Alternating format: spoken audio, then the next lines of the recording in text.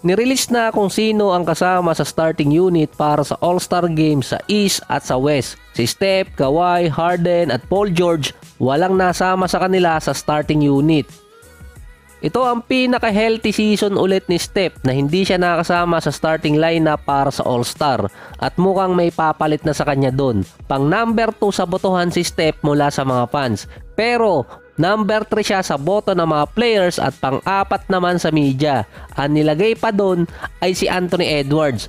4 na boto lang ang nakuha ni Steph mula sa media. Number 1 si SGA sa botohan sa media at number 1 din siya sa mga players.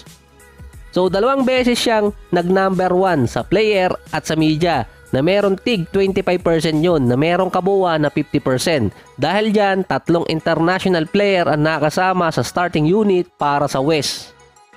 Si Kawhi pang-6 sa boto mula sa mga fans. Ito ay para sa front court. Pang-4 naman siya sa media. Mahirap din yung kay Kawhi at kay PG dahil nga marami silang kasama doon. Dahil dati, kung maalala nyo, merong mga star player din ang hindi nasasama sa All-Star dahil mahigpit ang labanan dito sa West pagdating sa mga bigs or forwards.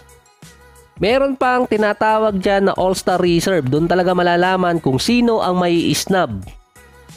Si Victor Wembanyama naman nakakuha ng 29 votes mula sa mga players at pang number 8 yun sa rank. Walang bumoto sa kanya mula sa media.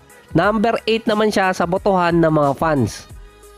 Sa East naman, nagreklamo yung mga fans sa Twitterverse bakit mas piniling mapasama sa starting unit si Damian Lillard. Meron siyang average na 25 points, 4 rebounds at almost 7 assists per game. Si Jalen Bronson yung gusto ng mga fans doon na mapasama, pero bakit hindi nila tinodo yung boto doon? Meron siyang average na 26 points, 4 rebounds at 6 assists per game. Almost identical yung kanyang stats. Ang isa pang player talaga na sinama ng mga fans doon na bakit hindi rin napili ay si Tyrese Maxey dahil si Dame, Jalen Bronson at itong si Maxey hindi nagkakalayo ang kanilang mga average. Sa NBA website makikita doon yung mga botong nakuha ng mga players. Si SGA talaga marami siyang nakuhang boto, no-brainer yun sa pagitan nilang dalawa ni Steph.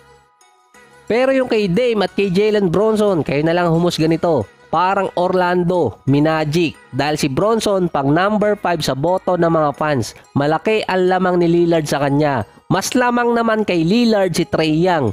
Mas mataas din naman itong si Trae Young kumpara kay Bronson. Sa boto ng mga fans, si Trae Young. Pangatlo naman itong si Bronson pagdating sa boto ng mga players. Meron siyang nakuhang 78 at pang-4 naman si Damian Lillard na merong 61. Ang pang number 2 sa boto ng mga players ay si Tyrese Maxey. Meron siyang 131 na boto. Pagdating sa media, si Bronson pa rin bilang pangalawa. Behind dito kay Haliburton na merong 48 na boto. Kumpara sa 9 na boto na kuha ni Lillard.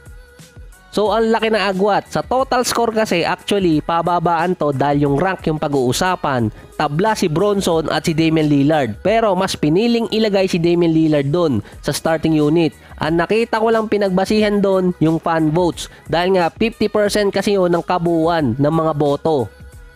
Mas marami nakuha si Dame kumpara kay Bronson kung sa boto ng mga fans. Pero 3 out of 3 na boto base sa ranking, lamang si Bronson ng 2 out of 3 kumpara kay Damian Lillard.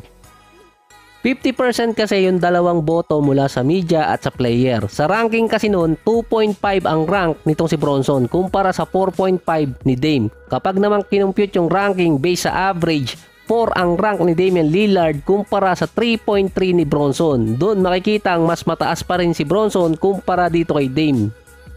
Yung isa pang naging trending kanina, merong bumoto na 3 players para kay Thanasis sa All-Star. Sabi nga ng mga fans, mas marami pang boto si Thanasis kumpara kay Steph. Pero kapantay ni Thanasis yung boto mula sa mga players ay sina Klay Thompson, Tim Hardaway, D'Angelo at si Kyle Kuzma.